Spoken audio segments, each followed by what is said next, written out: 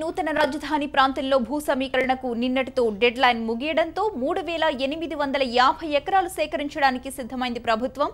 తొలి విడతగా 10 గ్రామాల్లో భూ సేకరణకు నోటిఫికేషన్ కూడా జారీ చేసింది. దీంతో పిచుకలపాలెం, ఐనవోలు, అప్పరాజుపాలెం, దొండపాడు, బోరుపాలెం, నేలపాడు, శాఖమూరు, తుళ్లూరు, కొండరామరాజుపాలెం గ్రామాల్లో భూసేకరణ చేపట్టనున్నారు. మిగిలిన గ్రామాలకు రేపు ప్రకటన జారీ చేయబోతున్నారు. మరోవైపు రైతులతో పాటు వైసీపీ, కాంగ్రెస్ పార్టీలు భూసేకరణను తీవ్రంగా వ్యతిరేకిస్తున్నాయి.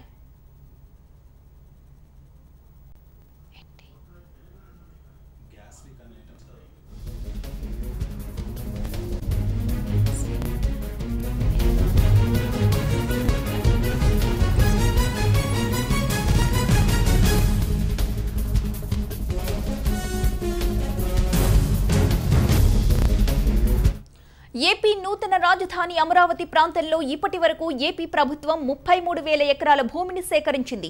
29 గ్రామాల్లో సమీకరణకు రాని వారి వివరాలను సిఆర్డీఏ ఆదేశాలతో కలెక్టర్లు సేకరించారు. ఉండవల్లి, పెనుమాక, బేతపూడి, నిడమర్రు పరిధిలో 2,000 ఎకరాలకు పైగా భూమి ఉంది. లంక భూములు, అసైన్డ్, దేవాదాయ, వక్ఫ్ బోర్డు భూములు మినహాయిస్తే తుళ్లూరు మండలంలో 700 ఎకరాలు, తాడేపల్లి, మంగళగిరి మండలాల్లో 1,500 ఎకరాలను సేకరించాలని ప్రభుత్వం భావిస్తోంది. భూములు ఇవ్వని రైతులకు ప్రభుత్వం ఇచ్చిన గడువు నిన్నటితో ముగిసింది. దీంతో భూసేకరణకు నోటిఫికేషన్ కూడా జారీ అయింది.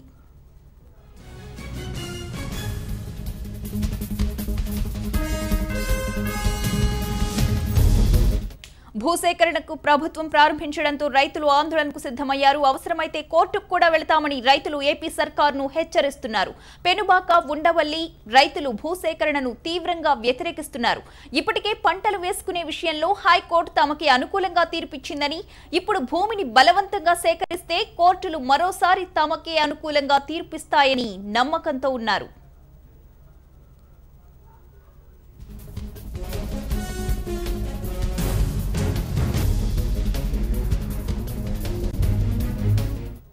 రైతులకు మద్దతుగా ప్రతిపక్ష పార్టీలు సైతం భూసేకరణను వ్యతిరేకిస్తున్నాయి. మొదటి నుంచి రైతులను సాగు భూములను రాజధాని నిర్మాణానికి తీసుకోవడంపై కాంగ్రెస్, వైసీపీలు విమర్శిస్తున్నాయి. ప్రభుత్వం భూసేకరణకు నోటిఫికేషన్ కూడా జారీ చేయడంతో వైసీపీ గుంటూరులోని సిఆర్డీఏ ఆఫీస్ ఎదుట మహాధర్నాను చేపడుతోంది. కాంగ్రెస్ సైతం భూసేకరణకు నిరసనగా ఆందోళనకు సిద్ధమవుతోంది. విపక్షాల బెదిరింపులు, పవన్ ట్విట్టర్ వార్నింగ్ల నడుమ ప్రభుత్వం భూసేకరణ ఆసక్తికరంగా మారింది.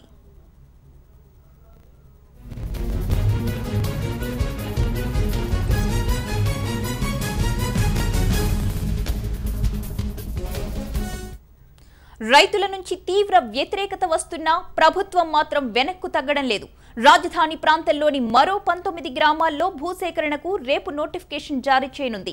విస్తృత రాజధాని నిర్మించాలంటే మధ్యలో అక్కడక్కడా మిగిలిపోయిన భూమిని సేకరించక తప్పదంటున్నారు మంత్రులు.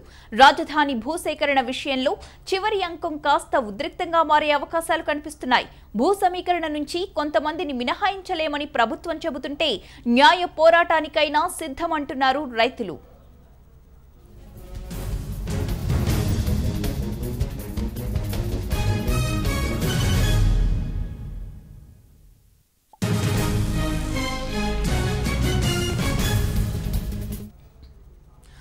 దీనికి సంబంధించిన తాజా అప్డేట్స్ అందించడానికి మా ప్రతినిధి శ్రీకాంత్ ఫోన్ లైన్లో సిద్ధంగా ఉన్నారు. శ్రీకాంత్, చెప్పండి, ఈ రోజు సిఆర్డీఏ ఆఫీస్ ముందు ప్రభుత్వం జారీ చేసిన నోటిఫికేషన్ కి నిరసనగా రైతులు మహాధర్నాను చేపడుతున్నారు కదా, ప్రస్తుతం అక్కడ తాజా పరిస్థితి ఏంటి?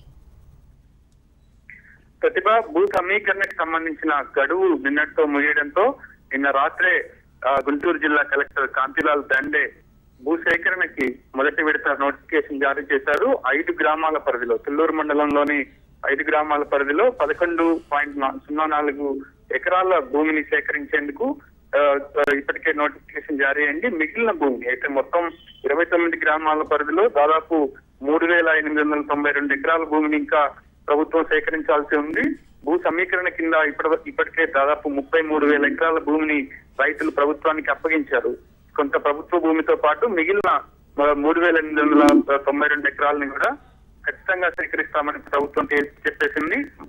అక్కడక్కడ కొంతమందికి మినహాయింపుని ఇవ్వలేమని చెప్పి స్పష్టం చేసిన ప్రభుత్వం భూ సమీకరణకి తుది గడువుని ఈ నెల 20 నిన్నతో తుది గడువు విధించింది. దాంతో ఇప్పటికీ భూములు ఇవ్వడానికి సరిపడిన రైతుల వద్ద నుంచి భూ తీసుకున్న చట్టం ద్వారా భూములు తీసుకునేందుకు ప్రభుత్వం అన్ని ఏర్పాట్లు చేసుకుంది. ఇప్పటికే 26 మంది డిప్యూటీ కలెక్టర్లు సిఆర్డీఏ పరిధిలో భూ సమీకరణ ప్రక్రియను పర్యవేక్షిస్తున్నారు.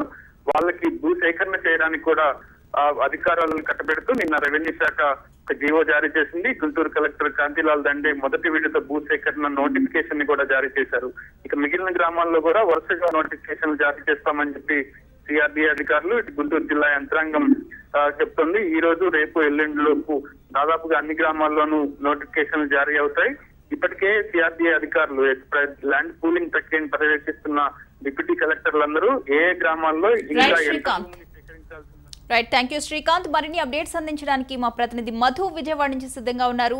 మధు, చెప్పండి, ఈ రోజు రైతుల మహాధర్నా సందర్భంగా ప్రస్తుతం సిఆర్డీఏ ఆఫీస్ ముందు తాజా పరిస్థితి ఏంటి?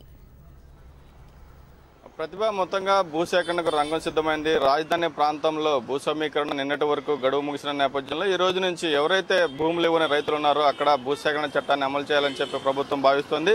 ఇందులో భాగంగా ఈరోజు రాజధాని గ్రామాల్లోని తుళ్లూరు మండలం, పిచ్చికలపాలెం, అదేవిధంగా అబ్రాజిపాలెం, బోరుపాలెం, తుళ్లూరు, అనంతవరం ఈ 5 గ్రామాల్లో కూడా దాదాపుగా ఒక 11 ఎకరాలు ఈరోజు తొలి రోజు సేకరణ జరపాలని చెప్పి నోటిఫికేషన్ ఇచ్చింది. అదేవిధంగా వచ్చే నెల మొదటి వారం నుంచి సేకరణ ప్రక్రియ ప్రారంభమవుతుంది. మొత్తంగా వచ్చే నెల మొదటి వారంలో ఈ భూసేకరణ ప్రక్రియ స్టార్ట్ చేసిన తర్వాత దాదాపుగా 2800 ఎకరాల వరకు కూడా భూమిని సేకరించాలని చెప్పి ప్రభుత్వం భావిస్తుంది.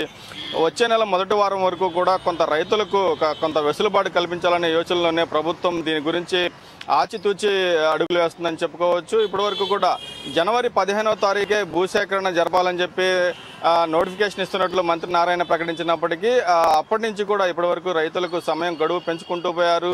ఎవరైతే ల్యాండ్ పూలింగ్ ద్వారా వస్తారో వారి ద్వారా తీసుకోవాలి, రైతులను ఇబ్బంది పెట్టకూడదనే యోచనతో ప్రభుత్వం ఉన్నట్లుగా కూడా గతంలో చాలా ప్రకటనలు చేసింది. అయితే ఇక సీడ్ క్యాపిటల్ మాస్టర్ ప్లాన్ వచ్చేసింది. అక్టోబర్ 22న రాజధానికి శంకుస్థాపన కార్యక్రమం కూడా జరుగుతున్న నేపథ్యంలో ఇక ల్యాండ్ పూలింగ్ నుంచి రాని నేపథ్యంలో ల్యాండ్ ఎక్విజిషన్ మాత్రమే తమకు మార్గం అని చెప్పి ప్రభుత్వం భావిస్తోంది. అందులో భాగంగానే నిన్న అర్ధరాత్రి గుంటూరు జిల్లా కలెక్టర్ కాంతిలాల్ దండే ప్రకటించడం జరిగింది. అయితే తొలి రోజు మాత్రం 11 ఎకరాలకు మాత్రమే ఈ భూసేకరణ ఉంటుంది.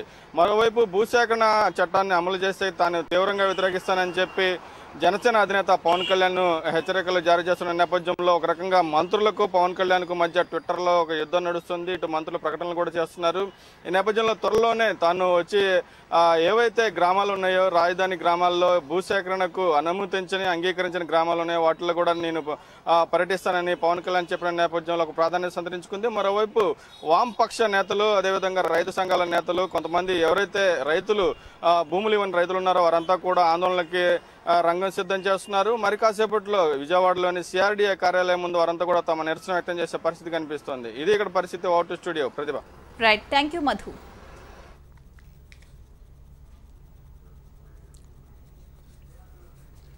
ఇక బులెటిన్లో మరిన్ని అప్డేట్